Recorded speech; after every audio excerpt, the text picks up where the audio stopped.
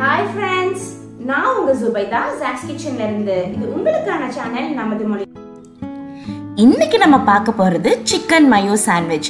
இந்த chicken mayo sandwich உங்க குழந்தைங்களுடைய snacks பாக்ஸா இருக்கட்டும், லஞ்ச் பாக்ஸா இருக்கட்டும், ஒரு சூப்பரான புரோட்டீன் ரிச், அதே மாதிரி செம்ம டேஸ்டியான சிக்கன் சாண்ட்விச் எப்படி செய்யறதுன்னு வாங்க பார்த்துடலாம்.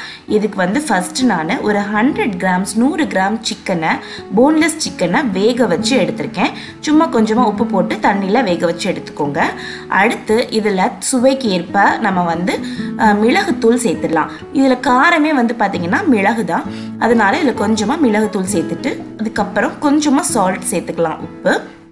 அடுத்து 2 ஸ்பூன் அளவுக்கு துருவின கேரட் சேர்த்துக்கலாம். இதில் நீங்கள் முட்டைக்கோஸ் சேர்க்கணும் அப்படின்னா கூட சேர்த்துக்கலாம்.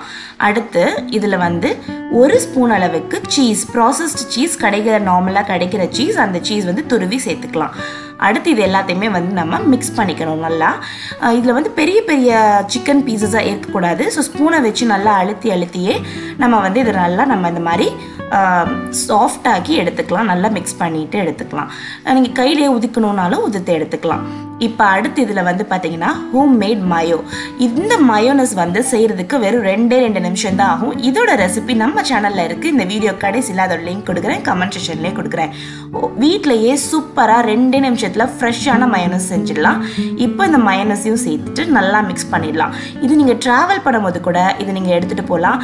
அதே மாதிரி ஃப்ளைட் ட்ராவல் அதிகமாக பண்ணுவீங்க அப்படின்னா மோஸ்ட்லி வீட்டு ஃபுட் ஃப்ளைட்டில் அலோவ் பண்ண மாட்டாங்க. ஆனால் இந்த சாண்ட்விச் கண்டிப்பாக அலோவ் பண்ணுவாங்க.